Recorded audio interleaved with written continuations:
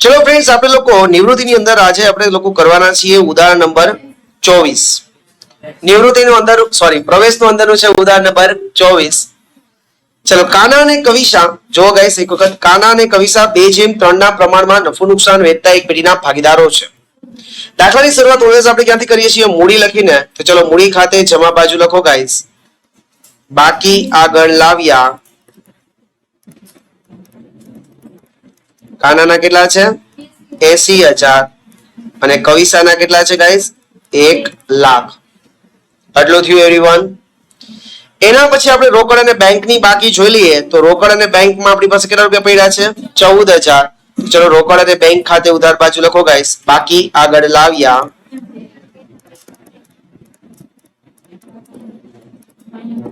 $14,000. ના okay my dear friends? Okay, આગળ જોઈએ છીએ હવાલા નંબર 1. તારીખ 1/4/2016 થી તેઓએ પાલખીને નવા ભાગીદાર તરીકે નીચેની શરતોએ દાખલ કરી. એટલે અહીંથી ખબર પડે કે આ દાખલો કેનો છે ગાઈસ? પ્રવેશનો. કાના પોતાના ભાગનો 1/2, જો કાન્હા પોતાના ભાગનો 1/2, એટલે કાનાને જે પોતાને મળતા હોય એના 1/2, અને કવિસા પોતાના ભાગનો 1/4, કે પોતાને જે મળતા હોય એના 1/4 કોને આપશે? પાલખીની તરફેણમાં ત્યાગ કરશે. તો લખો વર્કિંગ નોટ નંબર 1, ત્યાગનું પ્રમાણ. ત્યાગનું પ્રમાણ. કાન્હા અને કવિસાનો જૂનો ભાગ કેટલો આપ્યો છે? કાન્હા કવિસા જૂનો ભાગ કેટલો આપ્યો છે? કેટલો હતો? 2/3. 2/3. 2/5 અને 3/5 આપ્યો છે.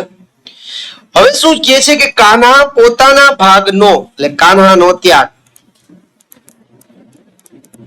કાન્હાનો ત્યાગ શબ્દને વચ્ચે જો, કાન્હા પોતાના ભાગનો, એટલે પોતાનો ભાગ કેટલો હતો? પેલા 2/5 હતો.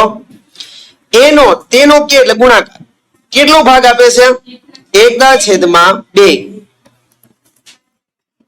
અને કવિસાનો ત્યાગ, કવિસાનો ત્યાગ, કવિસા પોતાના ભાગનો, એટલે પોતાનો ભાગ કેટલો છે? 3/5 નો તેનો કે એટલે ગુણાકાર 1/4 ભાગ ત્યાગ કરશે. બરોબર છે? એટલે અહીંયા કેટલા બચ્યા? 2 1 2, 5 2 10, 3 1 3, 5 4 20. હવે તમારે લોકોએ પ્રમાણ કાઢવું હોય તો બેના છેદ કેવા હોવા જોઈએ? સરખા. 1/10 છે અને 1/20 છે, ચાલે નહીં. તો 10 ને આપણે 2 થી ગુણીએ તો 20 થઈ જાય કે નહીં? એટલે નીચે 2 થી ગુણો તો ઉપર પણ 2 થી ગુણવું પડે. એટલે 2 2 4/20 અને આ તો 3/20 છે જ ઓલરેડી. તેથી ત્યાગનું પ્રમાણ, તેથી ત્યાગનું પ્રમાણ બરાબર 4/3. ચલો, અહીંયા ત્યાગનું પ્રમાણ કેટલું આવ્યું ફ્રેન્ડ્સ? 4/3. ક્લિયર બધાને? ત્યાગનું પ્રમાણ બરાબર 4/3. આટલું ક્લિયર થયું બધાને? આગળ, પેઢીની પાઘડીનું મૂલ્ય કેટલું નક્કી થયું છે? 80,000. પણ માનો કે કવિસા છે, સોરી, પાલખી નવા ભાગીદાર તરીકે આવે છે. કુલ પાઘડીનું મૂલ્ય નક્કી થયું છે 80,000, પણ પાલખી કેટલા રૂપિયા લઈ આવે? પોતાના ભાગની પાઘડી લઈ આવે. તો એનો મતલબ કે દાખલામાં પોતાનો ભાગ કે આપ્યો નથી. તો પેલા તો આપણે પાલખીનો પોતાનો ભાગ ગોતવો પડશે. તો લખો ગાઈસ વર્કિંગ નોટ નંબર 2, પાલખીનો નફામાં ભાગ. પાલખીનો નફામાં ભાગ. ચલો, તો પાલખીનો નફામાં ભાગ કોઈ પણ રીતના નવું પ્રમાણ દાખલામાં ક્યાંય આપ્યું નથી. તો કઈ રીતના મળશે પાલખીનો ભાગ? તો માનો કે કાના અને કવિસા ત્યાગ કરશે, તો ઈ ત્યાગ કોને મળશે? પાલખીને મળશે ને. લાનો ત્યાગ, પાનો નફો થયો. તો હું એમ કહી શકું કે કાનાનો ત્યાગ પ્લસ કવિસાનો ત્યાગ, કાનાનો ત્યાગ પ્લસ કવિસાનો ત્યાગ. જો જે કાનાનો ત્યાગ કેટલો છે 4/20 અને કવિસાનો 3/20.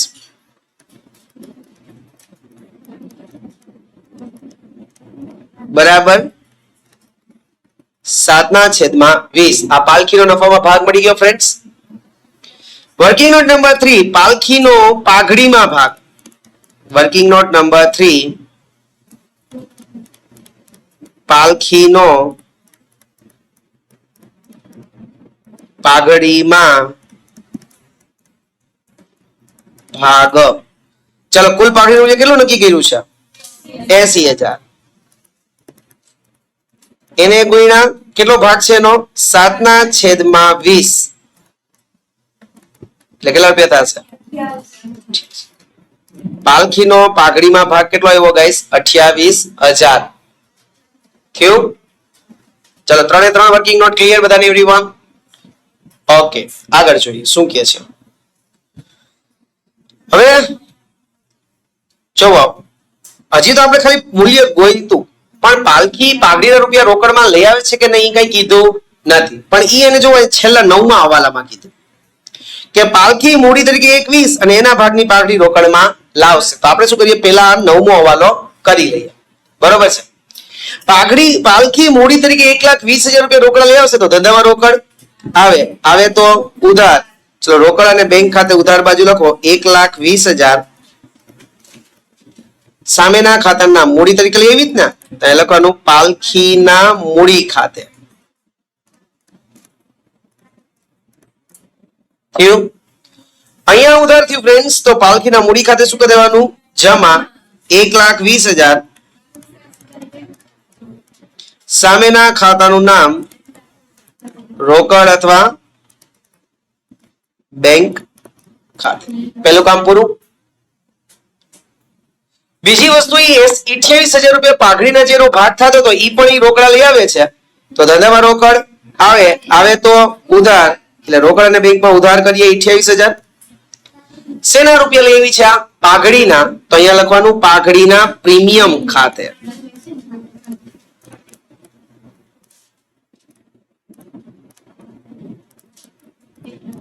અહીંયા ઉધાર તો આ રૂપિયા દઈ કોને દેવાના જૂના ભાગીદાર. કયા પ્રમાણમાં? ત્યાગના પ્રમાણમાં. ત્યાગનું પ્રમાણ આપણે શું કર્યું હતું 4/3. તો એ લોકો પાઘડીના પ્રીમિયમ ખાતે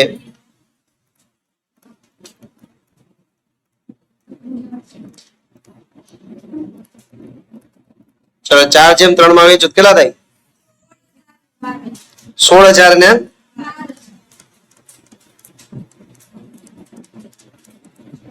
આવડું બધાને એવરીવન 16,000 અને 12,000 ક્લિયર બધાને થઈ ગયું?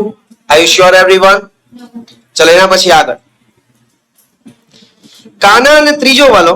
કાના અને કવિશા તેમને મળેલ પાઘડી પૈકી 50% પાઘડી ઉપાડી જાય છે એટલે 50% પાઘડી લોકો લઈ જાય છે તો એને 16 ને 12 મળ્યા એના 50% કેટલા થાય 8 ને 6 ઈ ઉપાડી જાય એટલે મૂડી ખાતે શું કરી દેવું પડે ઉધાર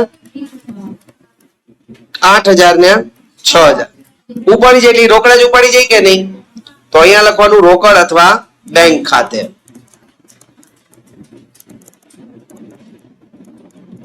અહીંયા ઉધાર તો રોકડ અને બેંકમાં શું કરી દેવાનું જમા.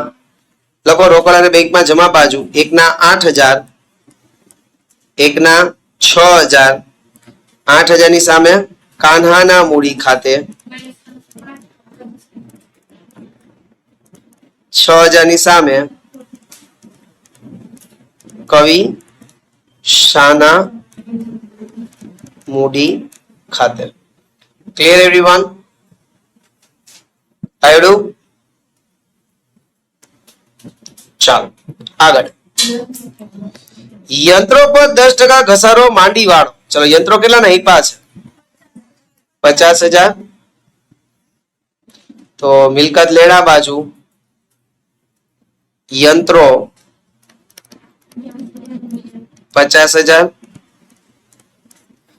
માઇનસ ઘસારો 10% કરો તો કેટલો થાય 5,000 12 કાઢો કેટલા ગાઈસ 45,000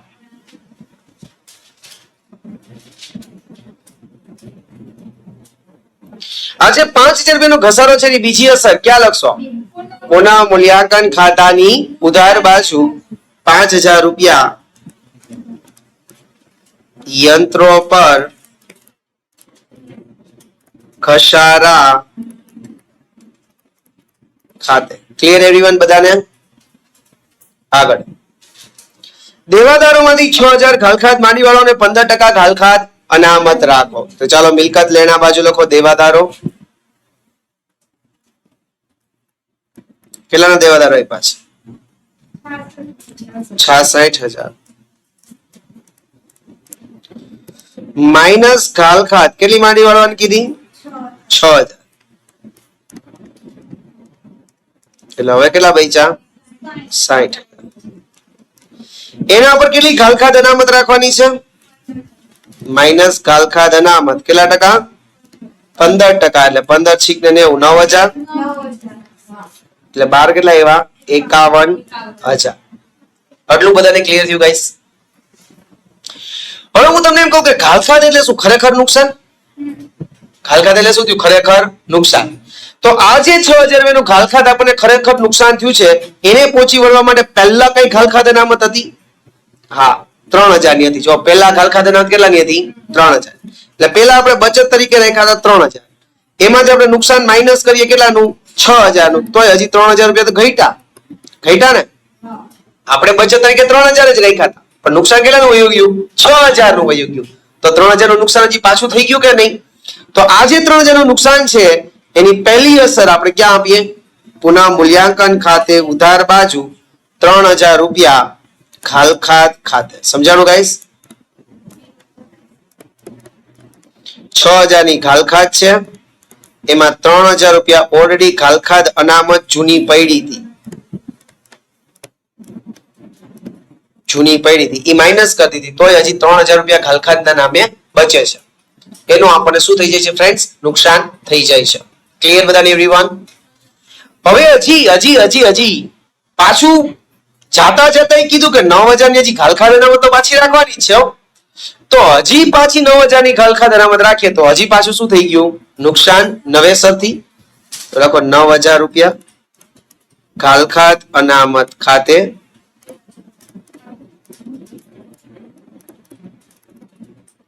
નાउ કે માય ડિયર ફ્રેન્ડ્સ ઘાલખાત અનામત ખાતે કેટલા રૂપિયા? 9000. આવડ્યું બધાને ગાઈસ? Are you sure? આગળ રોકાણોની બજાર કિંમત 15000 છે જે ચોપડે લાવી. ચલો જોજી રોકાણો કેટલાના આપ્યા છે? 30000 ના. લખો મિલકત લેણા બાજુ જ્યાં આપ્યા હોય ત્યાં ને ત્યાં જ રોકાણો કેટલાના આપ્યા છે ફ્રેન્ડ્સ? 30000. એની કિંમત કેટલી છે? 15000. તો એની કિંમતમાં શું થયો? ઘટાડો. તો લખો માઇનસ ઘટાડો કેટલા રૂપિયા ગાઈસ? 15000. એટલે 12 કાઢો કેટલા? 15000. હવે આ રોકાણોની કિંમત 15000 રૂપિયા ઘટી જાય તો તમને ફાયદો થાય કે નુકસાન થાય? નુકસાન. ઓકે, 15000 નું નુકસાન થાય છે. તો ઈ નુકસાનને પહોંચી વળવા માટે જુઓ જે કઈ રોકાણ અનામત પડ્યું છે. હા, કેટલા રૂપિયા છે? 12000. દેખાય છે? રોકાણ અનામત કેટલું પડ્યું છે? 12000. એટલે આપણને એમ લાગતું કે કદાચ 12000 સુધી નુકસાન જાય તો વાંધો આવશે નહીં, પણ અહીંયા નુકસાન આપણને કેટલાનું થયું? 15000 નું નુકસાન વધી ગયું. કેટલું નુકસાન વધી ગયું? 3000. તો આ 3000 રૂપિયાનું આપણે નુકસાન વધી જાય છે તો નુકસાનને આપણે ક્યાં લખીએ છીએ ગાઈસ? પુનઃ મૂલ્યાંકન ખાતાની ઉધાર બાજુ 3000 રૂપિયા રોકાણો ખાતે. હવે જો 12000 છે આપણે ક્યાંય લખવાના થતા નથી કારણ કે નુકસાન માંડી વાળ્યું. સમજાણું? 15000 નું નુકસાન થયું એની અમે 12000 ની બચત પડી હતી તો એ બચત અમે નુકસાન વયું ગયું. હજી 3000 રૂપિયા ઘટ્યા. 3000 રૂપિયા આપણે શું કરવું પડશે? પુનઃ મૂલ્યાંકન ખાતે ઉધાર બાજુ. અને હવે ઓલા 12000 રૂપિયા ક્યાંય પણ દર્શાવવાના થશે નહીં. પ્લસ ચાલો આગળ કારીગર વળતર પેટે કેટલાનો દાવો મંજૂર કર્યો છે? 50000. મેં તમને શીખવાડ્યું છે દાવો મંજૂર કરવો એટલે ડાયરેક્ટ ક્યાં લખી દેવાનું? મૂડી દેવા બાજુ કારીગર વળતર દાવો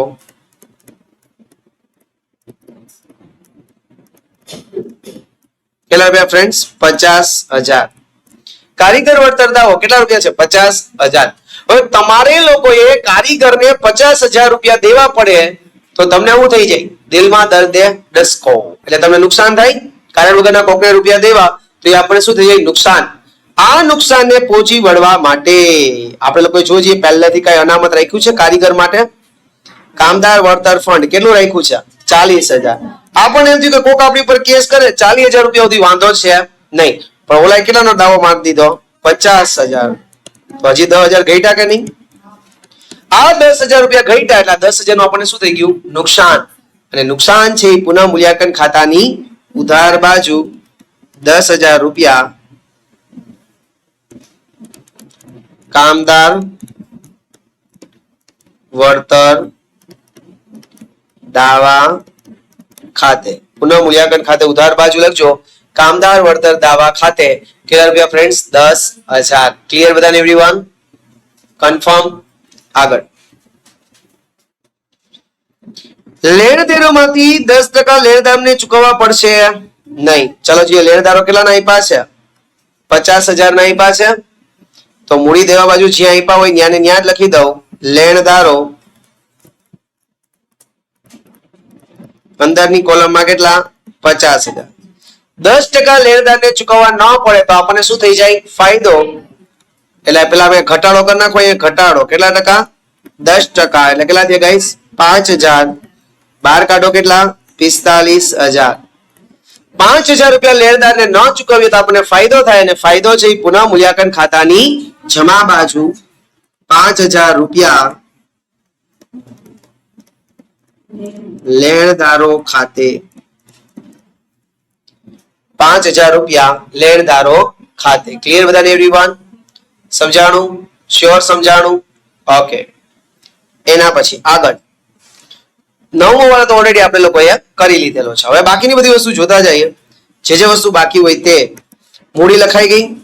ચલો આકસ્મિક અનામત 15,000 છે. શું કરશું? ભાગીદારોને વેચી દઈએ. લખો ભાગીદારના મૂડી ખાતે જમા બાજુ જૂના ભાગીદારોને આકસ્મિક અનામત. કયું જૂનું પ્રમાણ હતું? 2 15,000 ને 2/3 માં વેચો તો 6,000 ને 9,000. 2/3 માં વેચો તો 6,000 ને 9,000. Clear my dear friends? ચલો એના પછી આગળ ચલો કામદાર થઈ ગયું, રોકાણ પતી ગયું, લેણદારો થઈ ગયું, કાલખાદ અનામત થઈ ગયું. મકાન બાકી છે કેટલું? 1,10,000. જ્યાં ઇનપુટ ત્યાં ને ત્યાં ટપકારી મારો. મકાન કેટલું છે? 1,10,000.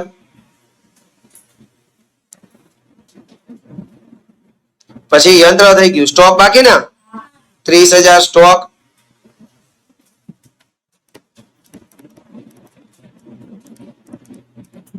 પછી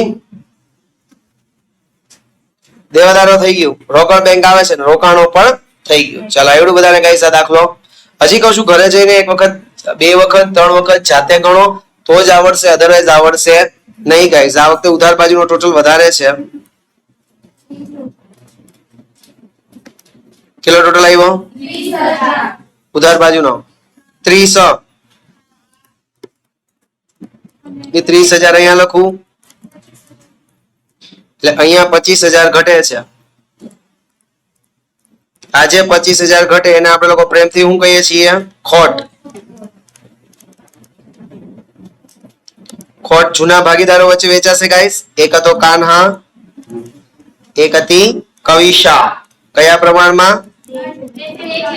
2/3 માં. ચલો 25,000 ને 2/3 માં વેચો તો 10,000 ને 15,000.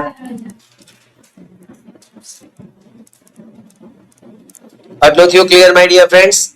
ત્યાં જમા તો મૂડી ખાતે શું કરશું ગાઈસ? ઉધાર. પુનઃ મૂલ્યાંકન ખાતે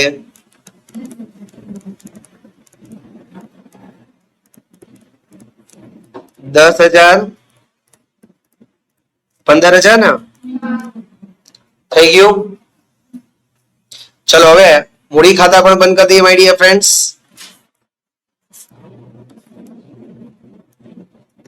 ચલો જમા બાજુનો ટોટલ કરો. પેલા કાન્હાનો 1,02,000. 1,02,000 અહીંયા લખું. ચલો 1,02,000 માંથી આ બંને માઇનસ કરી દો. 10 ને 8 18,000 તો કેટલા બચ્યા? કેટલા? અહીંયા શું લખવાનું? બાકી આગળ લઈ ગયા. ચલો કવિસાનો ટોટલ કરો છીએ 1,20,000 જમા બાજુનો 1,21,000 માંથી ઉધાર બાજુના 15 ને 6 21 માઇનસ કરો તો 1,00,000. એના પછી અહીંયા 1,20,000 1,20,000 અહીંયા ઉધાર બાજુમાં કઈ નથી એટલે કેટલા હોય? 1,20,000 થઈ ગયું. ચલો આખરની મૂડી આવી અને ક્યાં લખશું? મૂડી દેવા બાજુ લખો મૂડી કાના 84,000 કવિસા 1,00,000 પાલખી 1,20,000. ચલો રોકડ અને બેંક બંધ કરો માય ડિયર ફ્રેન્ડ્સ. 1,00,000 જમા બાજુ મૂકી દઈએ 1,62,000. બહાર કેટલા આવ્યા? બાકી આગળ લઈ ગયા કેટલા? 1,48,000. ચલો રોકડ અને બેંક ની આખરની બાકી છે ક્યાં લખશો? મિલકત લેણા બાજુ રોકડ અથવા બેંક ખાતે 1,48,000. ઓકે માય ડિયર ફ્રેન્ડ્સ, બધાને કન્ફર્મ? શ્યોર? Okay done. બંનેનો ટોટલ કરો છીએ 3,00,000. શ્યોર ને? લાગે ભાગે લોહીની ધાર આપણી ઉપર નામ નહીં હો. બધાને થયો? Tell everyone confirm? Okay. Enough for today. We will meet tomorrow. Till then, Jai Hind, Jai Bharat, Jai Dwarkadhish. Oh.